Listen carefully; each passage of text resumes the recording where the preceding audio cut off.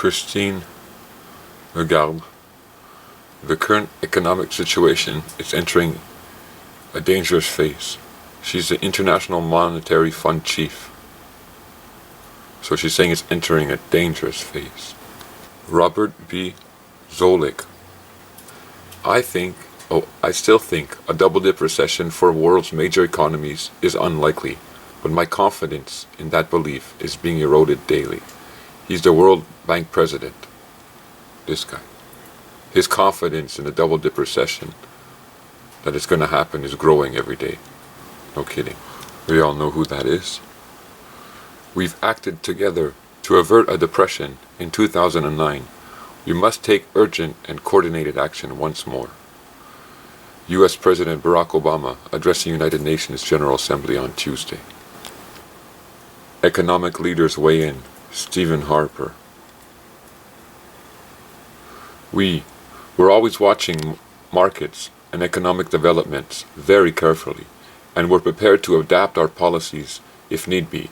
I don't think that policymakers bet on worst cases. I think there's every opportunity for governments to muddle through and keep the recovery going.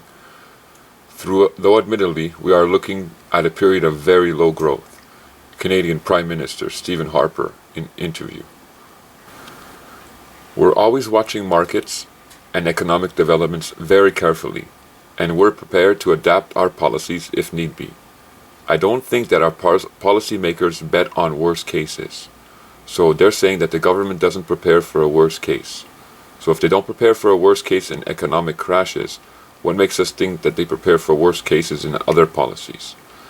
I still think there's every opportunity for governments to muddle through. Now look at the word he uses, muddle through, and keep the recovery going. Though admittedly, we are looking at a period of very low growth. Economic leaders weighing in. Jim Flaherty. We need to resolve the issue in Europe because it's creating a great deal of uncertainty in the world, and then uncertainty is the enemy. Canadian Finance Minister.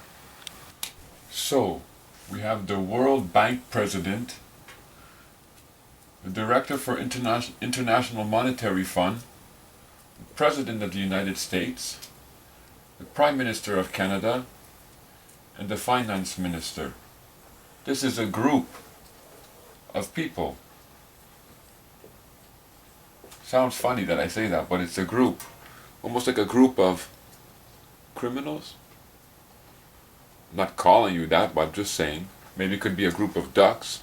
I don't know. But yeah, all these people here are saying, be careful, watch out, because they're saying danger in the economy. Now they're saying danger in the economy.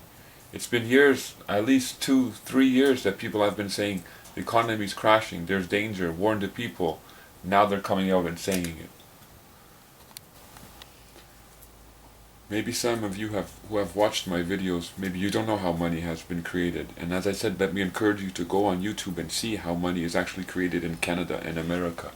But all those people who I just mentioned, they all know how money is created, that's for sure.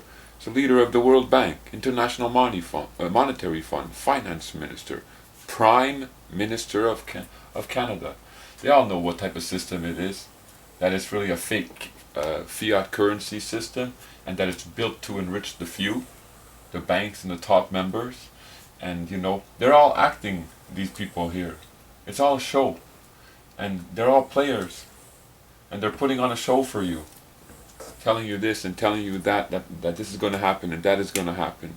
And your legal person is part of their acts, their statutes and regulations. So you sit there and you listen to these people and you believe that's what's really going on. But it's not. They're controlling everything. The actions of up and the actions of down. You see, while the bubble was going on in the residential sector with houses that people own, there was also a bubble that had been going on in the commercial industry. And now, the commercial industry, businesses that had bought property or purchased property or rented property on low cost, now that bubble is broken, and it's breaking right now. That same bubble that was in the housing market now, it exists in the commercial real estate market. And that bubble is in the process of breaking. That's what these government agents are really worried about. That's what's their concern. If the economy comes down, it's we the people that will suffer. It's not the rich that's going to suffer. Not at all. For example, if there's a reduction in food supply and the prices skyrocket in food supply, if I have to go to the store and buy a loaf of bread, for example, and the loaf of bread costs $20 now instead of $3, that's not going to impact a rich person. $20 for a loaf of bread is not going to affect them. It will affect me, and will affect most of the people who are watching this video. That's how they tend to get us, I believe, in the price of food.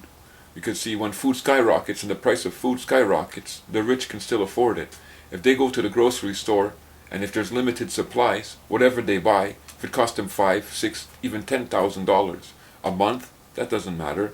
But us, we could never afford that. The normal people, they would never be able to afford that. If you want to see what it's like in real life when an economy crashes and things go awry, then check out YouTube, World War II with Germany, and check out Zimbabwe concerning their economy, how it crashed. Rolling wheelbarrows of money when inflation took over upon their dollar. Just type in Bing China buys silver for citizens, and you see a whole bunch comes up. China asks citizens to buy gold and silver. China urges citizens to buy silver bullion. Blah blah blah. There's like millions of websites, 29 million of them, talking about how China is encouraging their citizens to buy silver and gold. So as you saw, China is encouraging their people to buy silver and gold. Well, what China did back in 2008, starting around there, maybe even a bit before, is when silver was $13 per ounce. They started to buy a whole bunch of silver, and then they sold it at cost price. This $13, China absorbed the cost of importing it and making it into bullion and everything, and they sold it to their people. Now they had a reason why they did this, because they knew that silver was going to go up in value. When they bought it at $13, they're expecting it to climb up a lot in value. And by giving it to the people, they've given their people value. So now, when the silver goes up, let's say to $500, like all the speculators are claiming, we're talking hypothetical now, but if it did, those who had bought silver at $13 will have a heck of a lot of value, or a heck of a lot of money to purchase goods. Instead of having to build an economy in China that's based upon credit, they're trying to build an economy that's going to actually have real value. And by giving the people something that's real in the form of the silver at $13 and telling them hold onto this, because that's how they plan on building their economy. So when their people want to go buy a car, or when their people want to buy a television or a computer, they don't have to go and get credit to buy that. They'll have access to real funds by their investments. Their system that they established here in Canada and America, it's crashing down. It's no more good. They know that. It was a fraud from the beginning. And China is building up something after having studied our system that's completely opposite. They're looking for something that has real value.